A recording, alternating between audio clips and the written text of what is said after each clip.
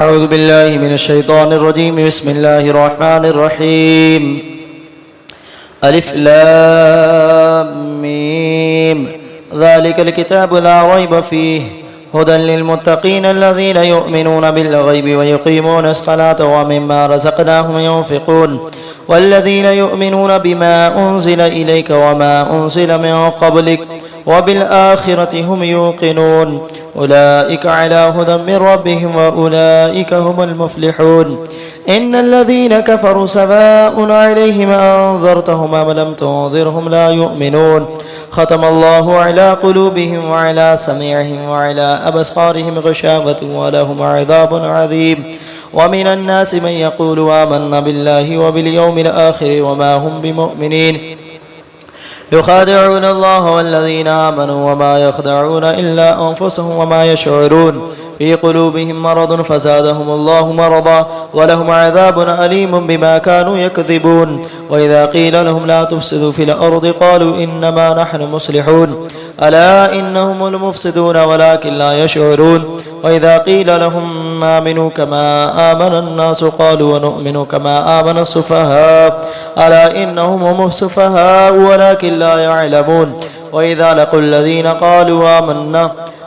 لقوا الذين آمنوا قالوا آمنا وإذا خلوا إلى شياطينهم قالوا إنا معكم إنما نحن مستهزئون الله يستهزئ بهم ويمدهم في طغيانهم يعمهون. أولئك الذين اشتروا الضلالة بالهدى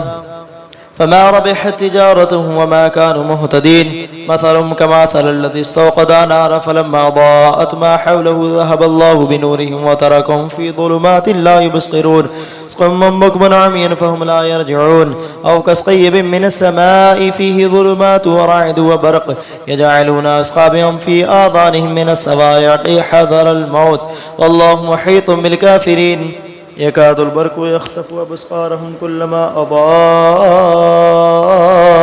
لهم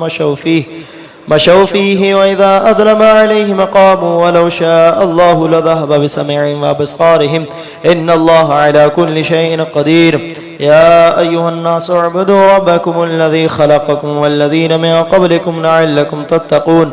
الذي جعل لكم الأرض فراشا والسماء بناء وأنزل من السماء ماء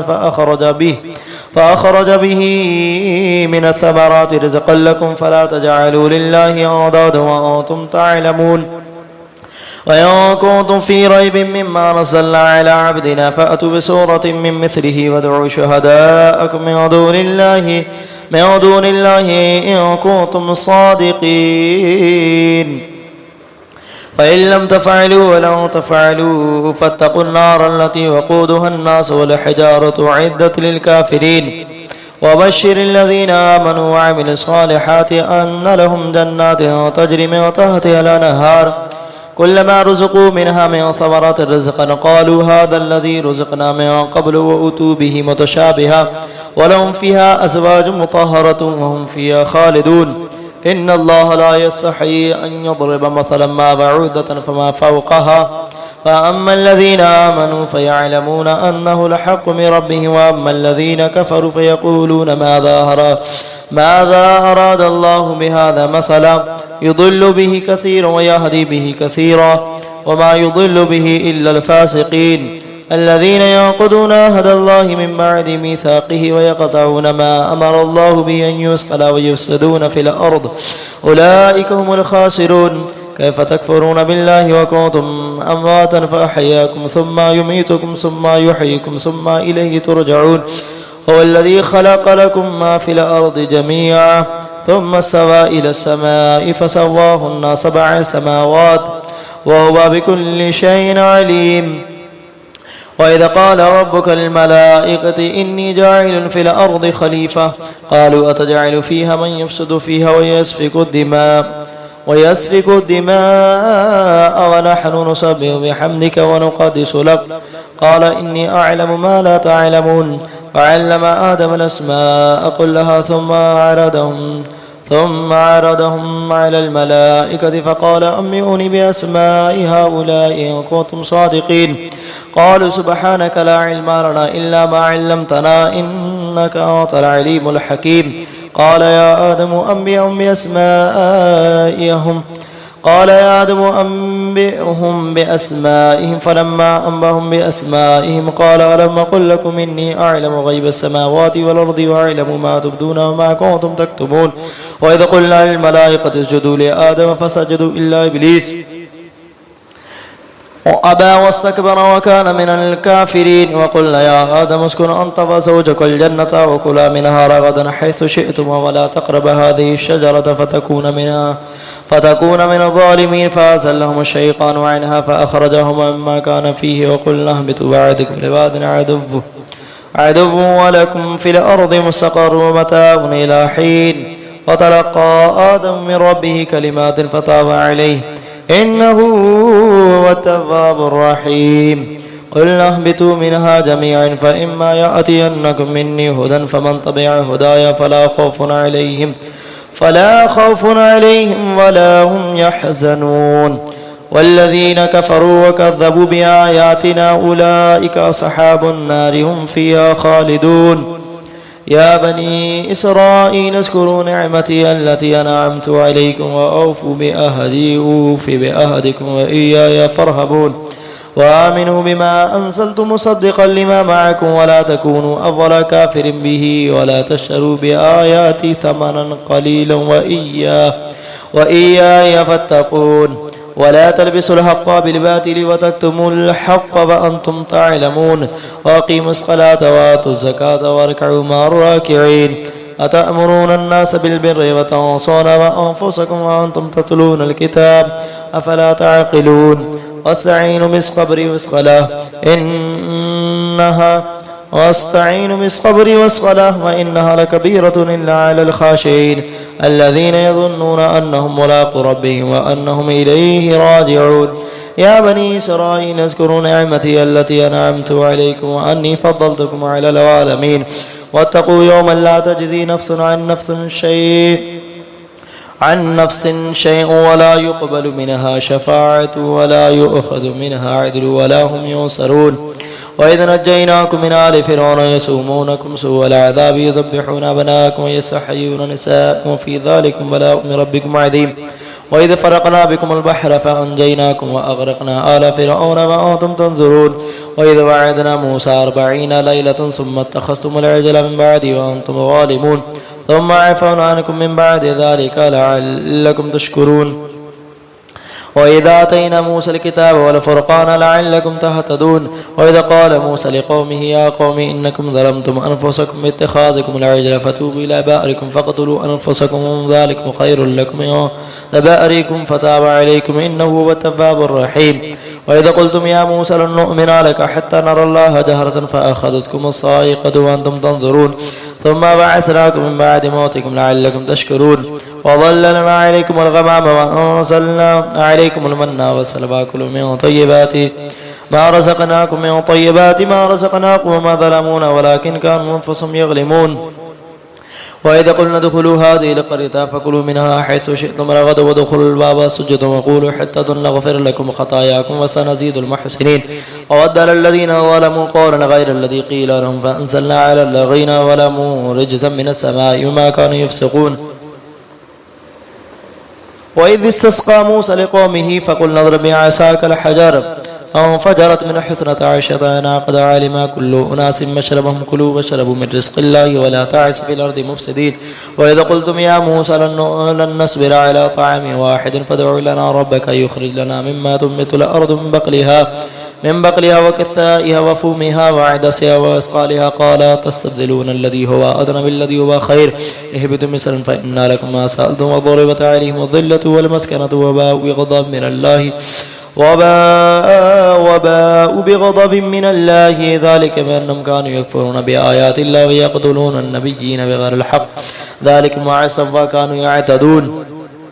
إن الذين آمنوا والذين هادوا والنصارى والصابئين من آمن بالله واليوم الآخر وعمل صالحا فلهم أجر من ربهم ولا خوف عليهم ولا هم يحزنون وإذا أخذنا ميثاقكم ورفعنا فوقكم الطور خذوا ما آتيناكم بقوة واذكروا ما فيه لعلكم تتقون ثم توليتم من بعد ذلك فلولا فضل الله عليكم ورحمته لكنتم من الخاسرين ولقد علمتم الذين اعتدوا منكم في السبت وقلنا لهم كونوا قردة خاسئين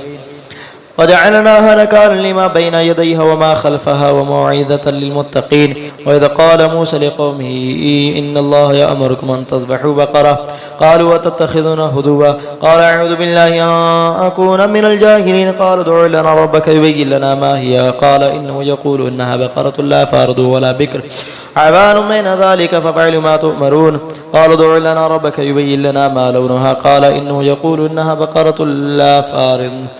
قال إنه يقول إنها بقرة صفراء فاقع لونها تسر الناظرين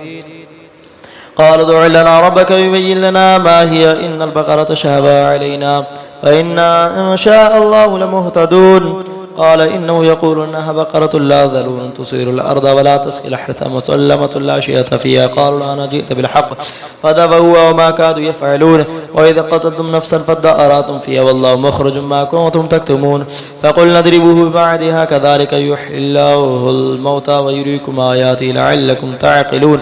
ثم قست قلوبكم من بعد ذلك فهي كالحجارة وأشد قسوة وإن من الحجارة لما يتفجر منه الأنهار وإن منها لما يشقق فيخرج منه الماء وإن منها لما يحبط من خشية الله وما الله بغافل عما تعملون أفتطمعون أن يؤمنوا لكم وقد كان فريق منهم يسمعون كلام الله ثم يحرفونه من بعد ما عقلوا وهم يعلمون وإذا لقوا الذين آمنوا قالوا آمنا وإذا خلا بعضهم إلى بعض قالوا أتحدثونهم بما فتح الله عليكم ليحاجكم به عند ربكم أفلا تعقلون أولا يعلمون أن الله يعلم ما يسرون وما يعلنون ومنهم أميون لا يعلمون الكتاب إلا أماني وإنهم إلا يظنون وويل للذين يكتبون الكتاب بأيديهم ثم يقولون هذا من عند الله ليشتروا به ثمنا قليلا فويل لهم مما كتبت أيديهم وويل لهم مما يكسبون وقالوا لن تمسنا النار إلا أياما معدودة قل أتخذتم عند الله عهدا قل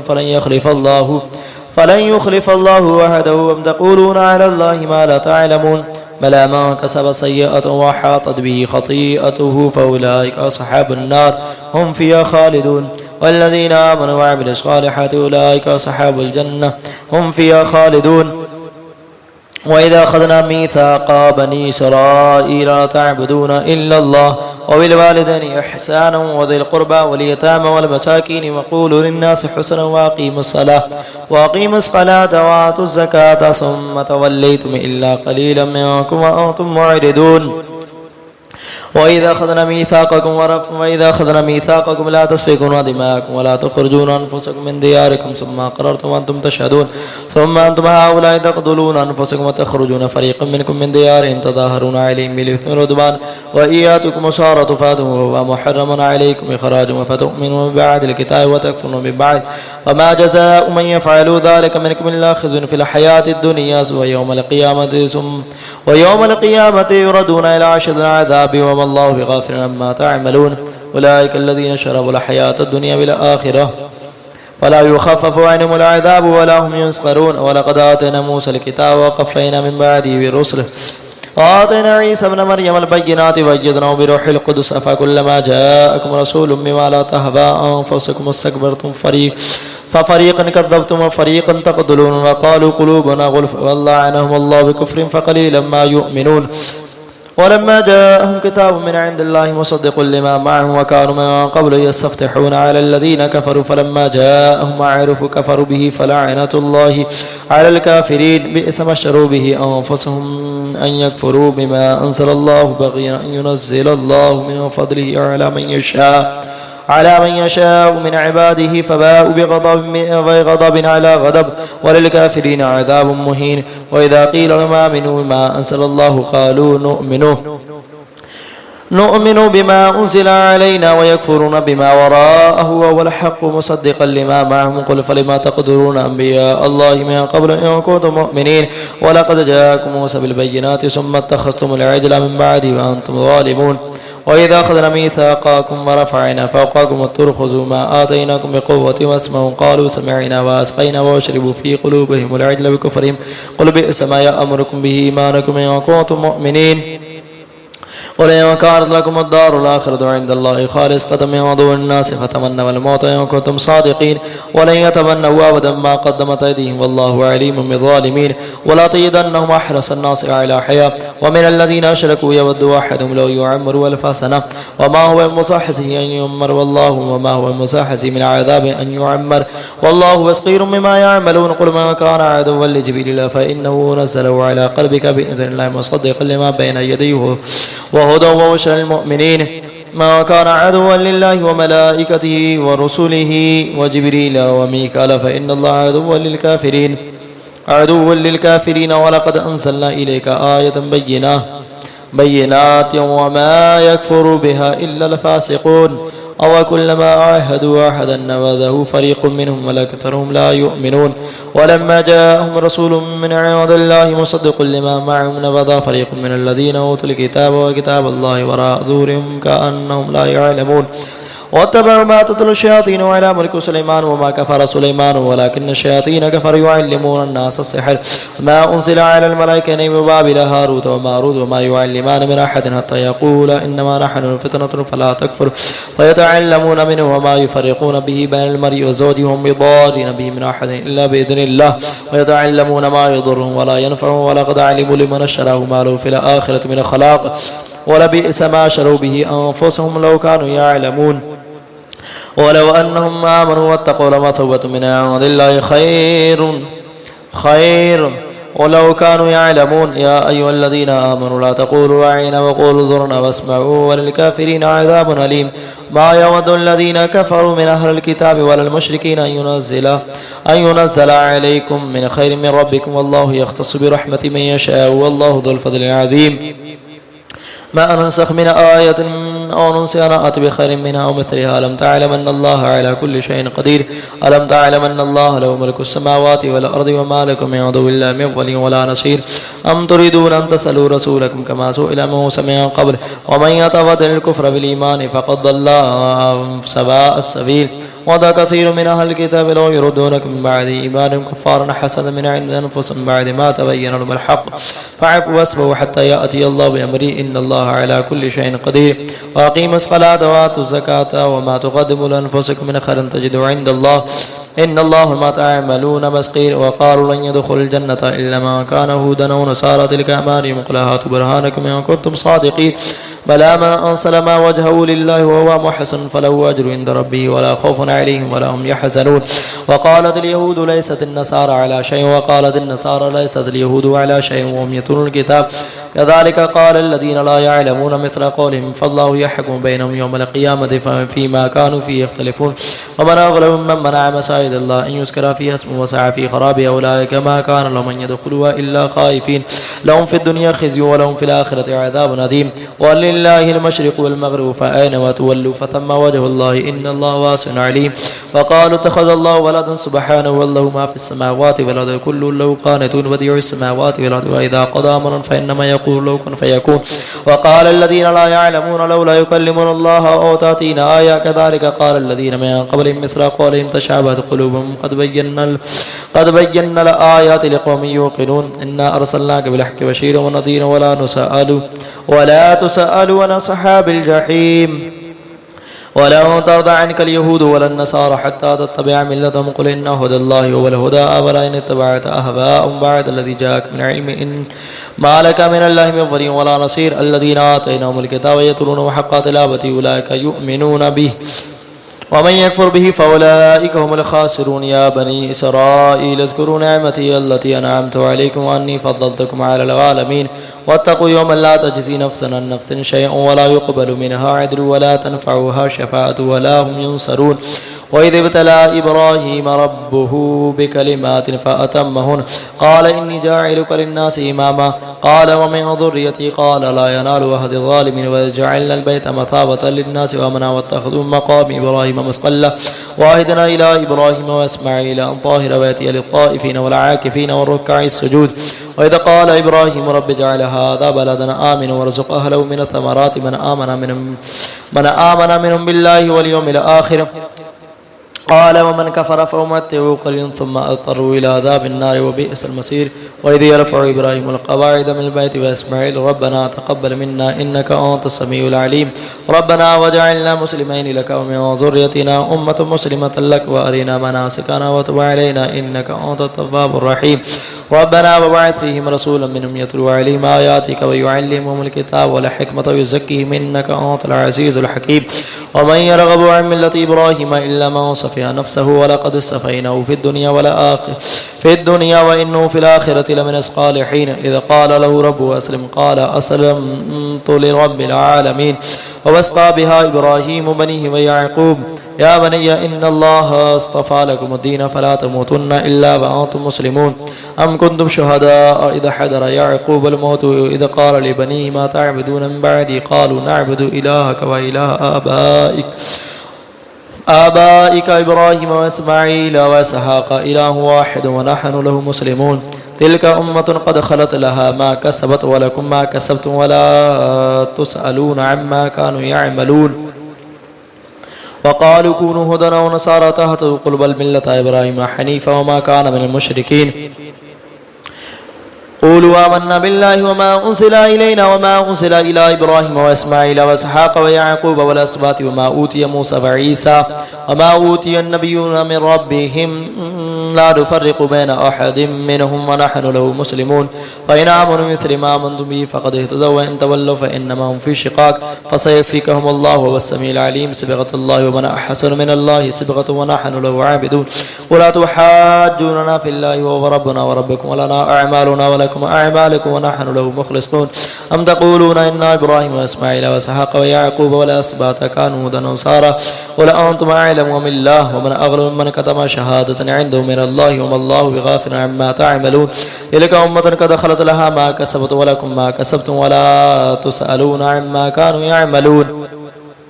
سيقول السفهاء من الناس ما والله عن قبلتهم التي كانوا عليها قل لله المشرق والمغرب يهدي من يشاء إلى صراط مستقيم. وكذلك جعلناكم أمة وسطا لتكونوا شهداء على الناس ويكون الرسول عليكم شهيدا. وما جعلنا القبلة التي كنت عليها إلا لنعلم من يتبع الرسول وممن ينقلب على عقبه وما كانت لكبيرة إلا على الذين هدى الله وما كان الله ليضيع إيمانكم إن الله بالناس لرؤوف رحيم. قد نرى تقلب وجهك في السماء فلنولينك قبلة ترضاها فولي وجهك شطر المسجد الحرام وحيث ما كنتم فولوا وجوهكم شطره وإن الذين أوتوا الكتاب ليعلمون أنه الحق من ربهم وما الله بغافل عما يعملون. ولئن آتيت الذين أوتوا الكتاب كل آية ما تبع قبلتك وما أنت بتابع قبلة ومن بعد بتابع قبلة بعد ولئن اتبعت أهواءهم بعد ما جاءك من علم إنك إذا لمن الظالمين. الذين آتيناهم الكتاب يعرفونه كما يعرفون أبناءهم وإن فريقا منهم ليكتمون الحق وهم يعلمون.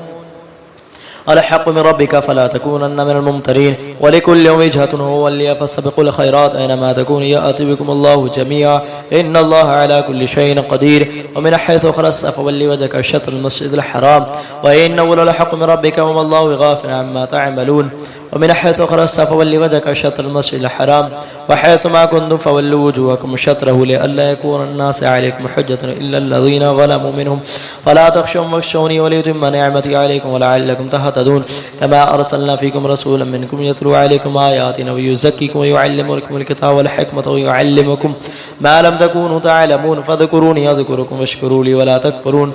يا أيها الذين آمنوا استعينوا بالصبر والصلاة إن الله مع الصابرين. ولا تقولوا لمن يقتل في سبيل الله أموات بل أحياء ولكن لا تشعرون. ولنبلونكم بشيء من الخوف والجوع ونقص من الأموال والأنفس والثمرات وبشر الصابرين الذين إذا أصابتهم مصيبة قالوا إنا لله وإنا إليه راجعون أولئك عليهم صلوات من ربهم ورحمة وأولئك هم المهتدون إن الصفا والمروة من شعائر الله فمن حج البيت أو اعتمر فلا جناح عليه أن يطوف بهما ومن تطوع خيرا فإن الله شاكر عليم إن الذين يكتمون ما أنزلنا من البينات والهدى من بعد ما بيناه للناس في الكتاب أولئك يلعنهم الله ويلعنهم اللاعنون إلا الذين تابوا وأصلحوا وبينوا فأولئك أتوب عليهم وأنا التواب الرحيم إن الذين كفروا وماتوا هم كفار أولئك عليهم لعنة الله والملائكة والناس أجمعين خالدين فيها لا يخفف عنهم العذاب ولا هم ينظرون وإلهكم إله واحد لا إله إلا هو الرحمن الرحيم إن في خلق السماوات والأرض واختلاف الليل والنهار والفلك التي تجري في البحر بما ينفع الناس وما أنزل الله من السماء ماء فأحيا به الأرض بعد موتها وبث فيها من كل دابة وتصريف الرياح والسحاب المسخر بين السماء والأرض لآية لقوم يعقلون ومن الناس من يتخذ من دون الله أندادا يحبونهم كحب الله والذين آمنوا أشد حبا لله ولو يرى الذين ظلموا إذ يرون العذاب أن القوة لله جميعا وأن الله شديد العذاب إذا تبرأ الذين اتبعوا من الذين اتبعوا ورابوا العذاب وتقطعت بهم الأسرى وقال الذين اتبعوا لو أن لنا كرة فنتبرأ منهم كما تبرأوا منا كذلك يريهم الله أعمالهم حسرات عليهم وما هم بخارجين من النار يا أيها الناس كلوا مما في الأرض حلالا طيبا ولا تتبعوا خطوات الشيطان إنه لكم عدو مبين إنما يأمركم بالسوء والفحشاء أن تقولوا على الله ما لا تعلمون وإذا قيل لهم اتبعوا ما أنزل الله قالوا ولنتبع ما ألفينا عليه آباءنا أولو كان آباءهم لا يعقلون شيئا ولا يهتدون ومثل الذين كفروا كمثل الذين يقولون ما لا يسمع إلا دعاء ونداء صم بكم عمي فهم لا يعقلون يا أيها الذين آمنوا كلوا من طيبات ما رزقناكم واشكروا لله إن كنتم إياه تعبدون إنما حرم عليكم الميتة والدم ولحم الخنزير وما أهل به لغير الله فمن اضطر غير باغ ولا عاد فلا إثم عليه إن الله غفور رحيم إن الذين يكتمون ما أنزل الله من الكتاب ويشترون به ثمنا قليلا أولئك ما يأكلون في بطونهم إلا النار ولا يكلمهم الله يوم القيامة ولا يزكيهم ولهم عذاب أليم أولئك الذين شربوا الضلالة بالهدى والعذاب المغفرة فما أصبرهم على النار ذلك بأن الله نزل الكتاب بالحق وإن الذين اختلفوا في الكتاب لفي شقاق بعيد ليس البر أن تولوا وجوهكم قبل المشرق والمغرب ولكن البر من آمن بالله واليوم الآخر والملائكة والكتاب والنبيين وآتى المال على حبه ذوي القربى واليتامى والمساكين وابن السبيل والسائلين وفي الرقاب وأقام الصلاة وآتى الزكاة والموفون بعهدهم إذا عاهدوا والصابرين في البأساء والضراء وحين البأس أولئك الذين صدقوا وأولئك المتقون يا أيها الذين آمنوا كتب عليكم القصاص في القتل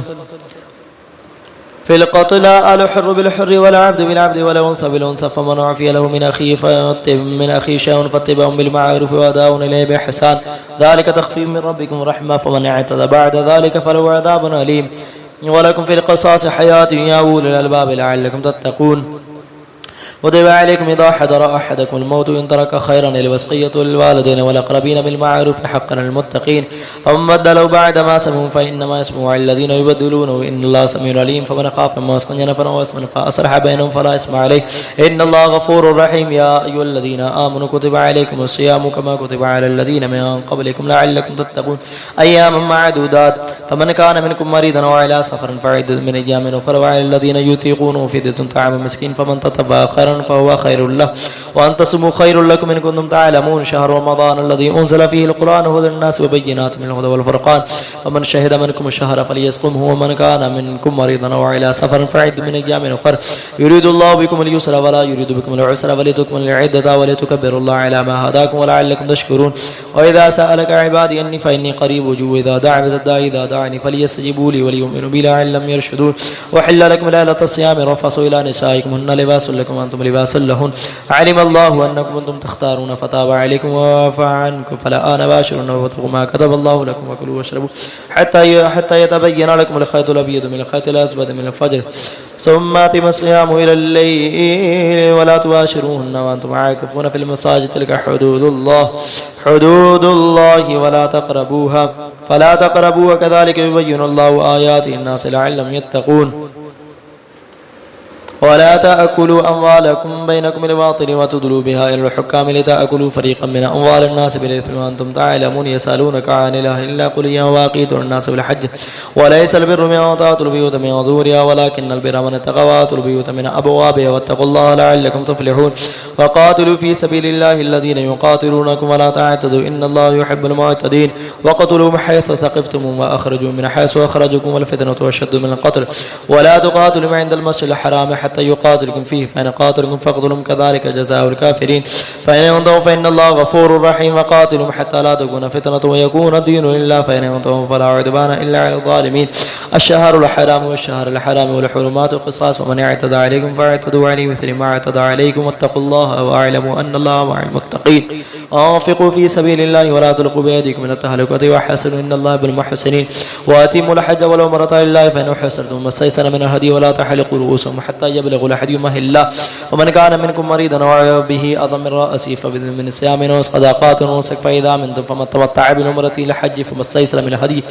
فمن لم يجد فصيام 3 أيام في الحج و7 إذا رجعتم تلك 10 كاملة ذلك لمن لم يكن أهله حاضر المسجد الحرام حمم اتقوا الله واعلموا أن الله شديد العقاب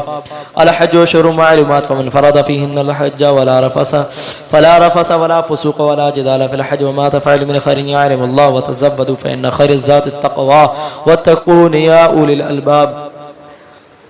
ليس عليكم جناح أن تبتغوا فضلا من ربكم فإذا أفضتم من عرفات فاذكروا الله عند المشعر الحرام واذكروه كما هداكم وإن كنتم من قبله لمن الضالين ثم أفيدوا من حيث أفاد الناس واستغفروا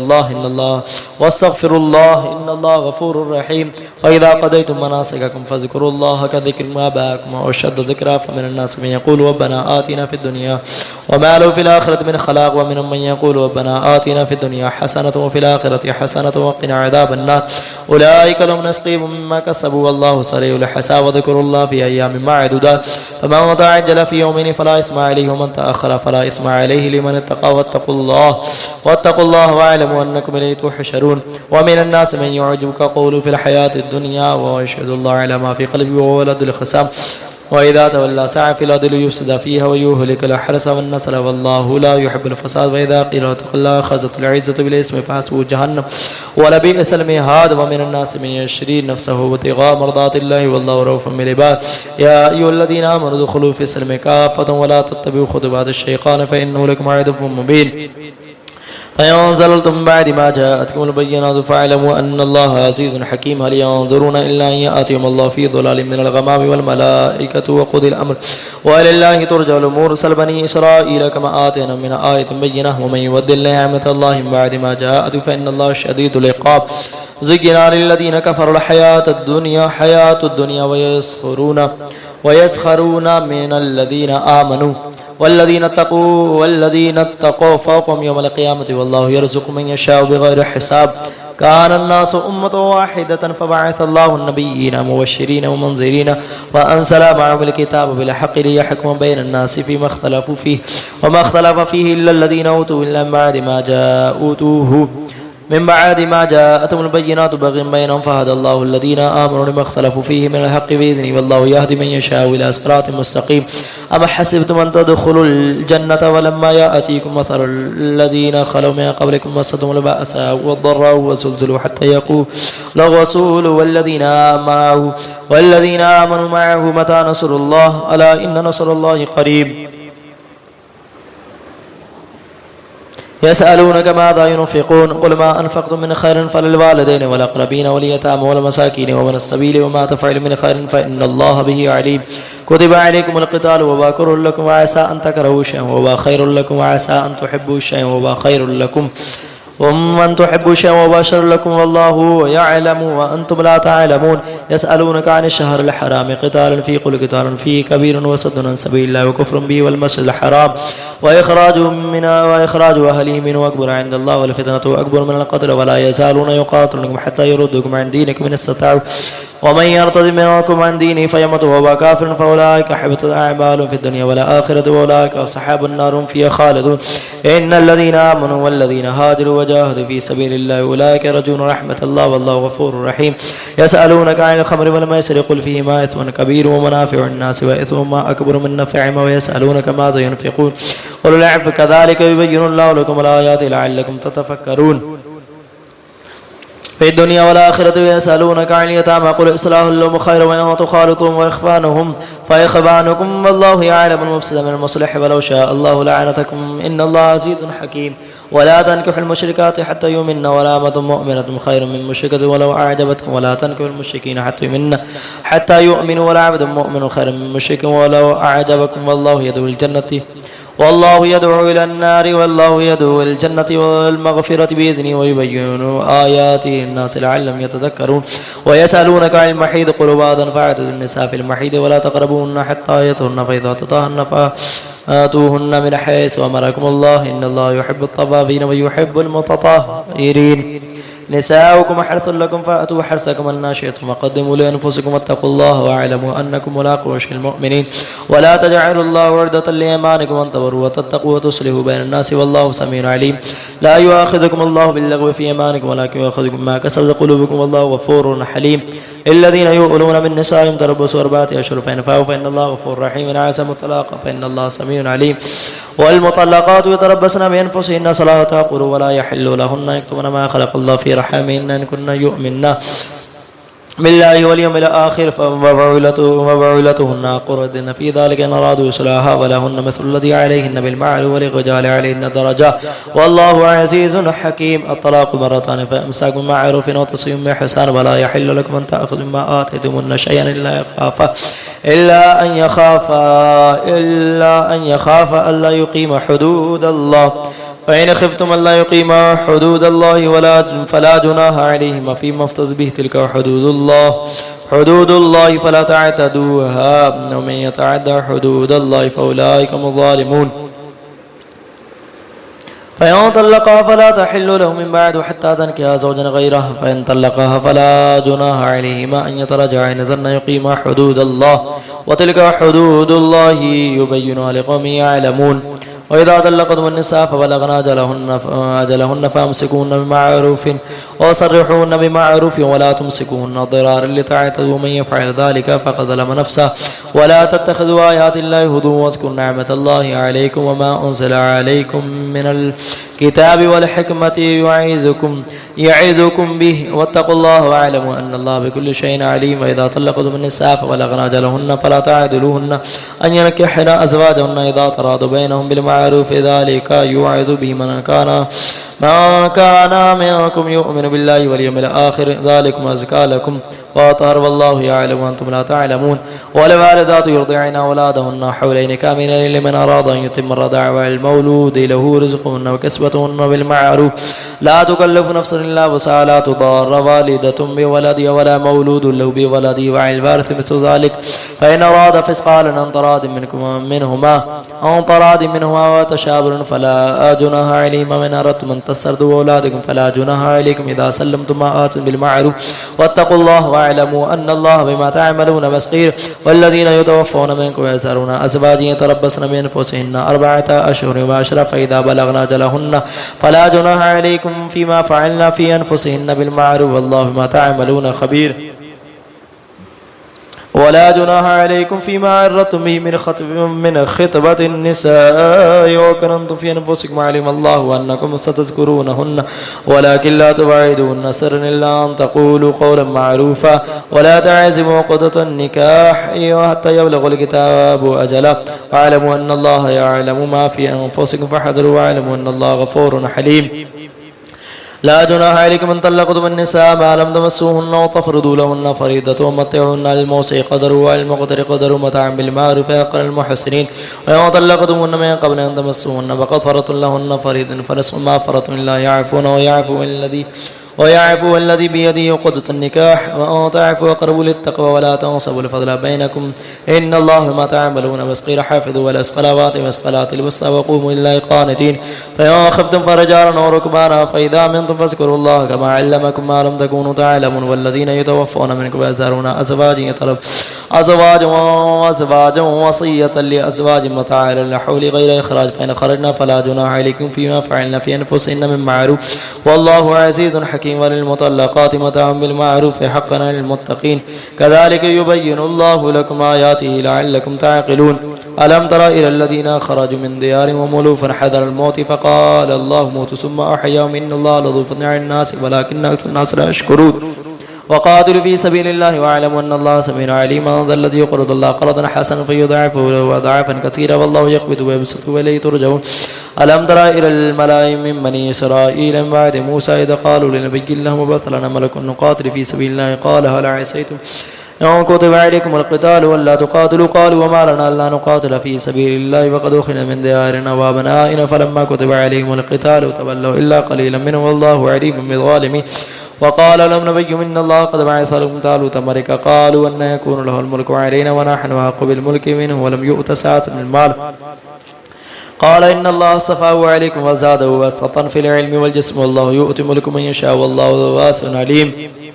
وقال لهم نبي منا آية ملك أن يأتيكم التابوت فيه سكينة من ربكم وبقية مما ترك آل موسى وآل هارون تحمل الملائكة أن في ذلك لآية لكم إن كنتم مؤمنين. فلما فصل طالوت بالجنود قال إن الله مبتليكم من نهر فمن شرب منه فليس مني ومن لم يطعمه فإنه مني إلا من اغترف غرفة بيده فشربوا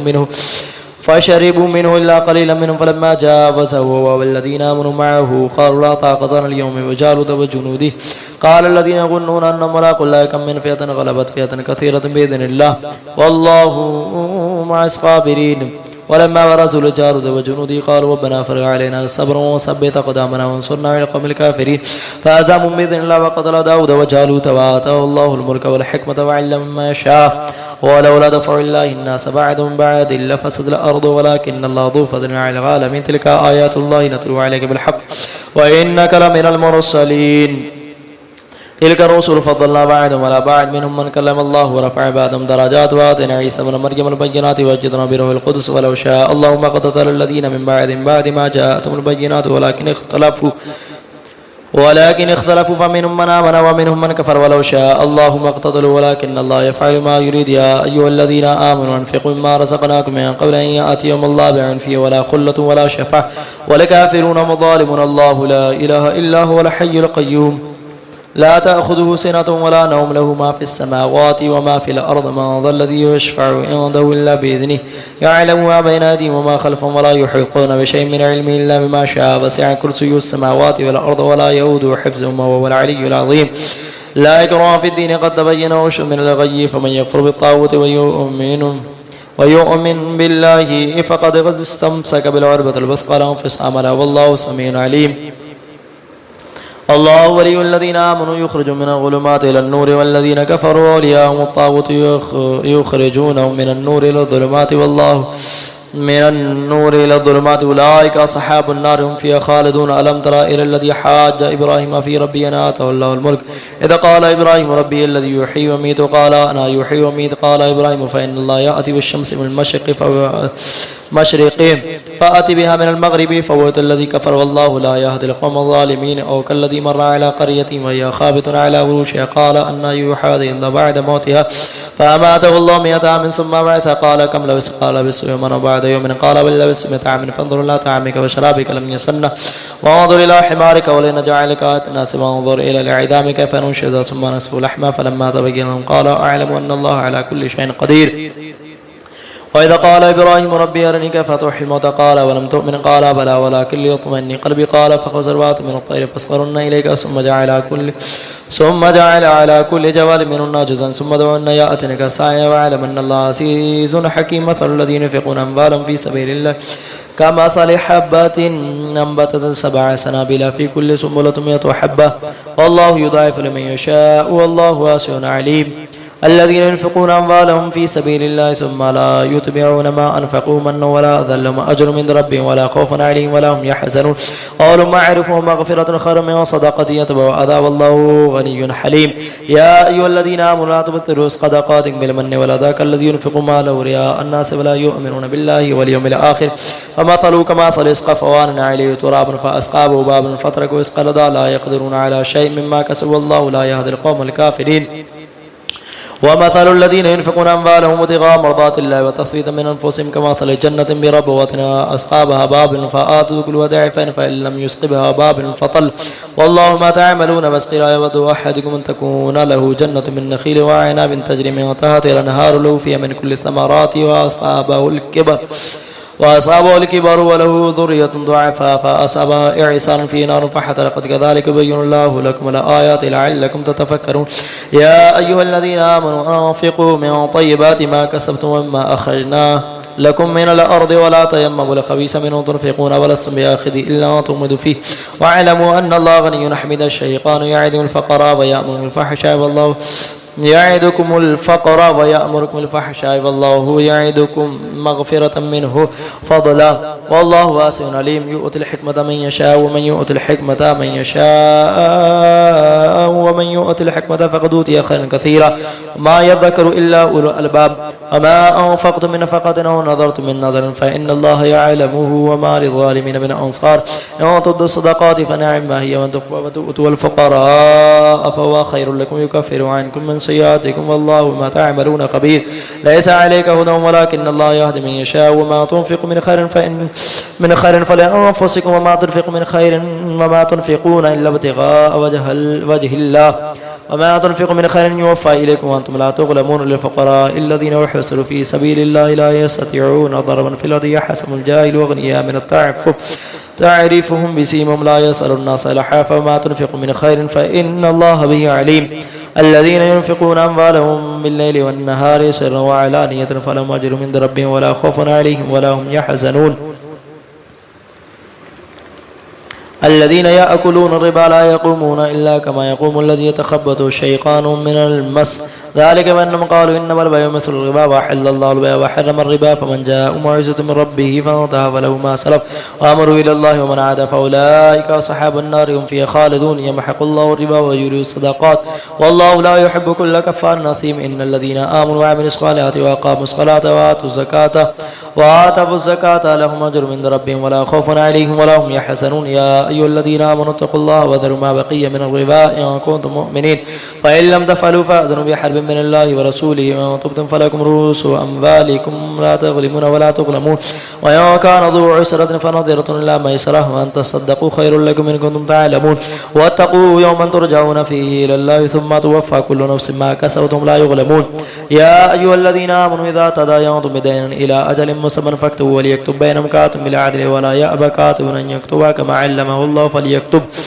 وليملل الذي عليه الحق وليتق الله ربه ولا يبخس منه شيئا فإن كان الذي عليه الحق سفينا ضعيفا ولا يستطيع أن يمل هو فليمل الولي بالعدل واستشهدوا شهيدين من رجالكم فإن لم يكونا رجلين فرجل وامرأتان ممن ترضون من الشهداء أن تضل يدهم فتذكر أحدهم الأخرى ولا يأبى الشهداء إذا ما دعوا ولا تساموا تكتبوه صغيرا وكبيرا إلى أجله ذلكم مقسط عند الله وأقيموا للشهادة وأدنى ألا ترتبون إلا تكون تجارة حاضرة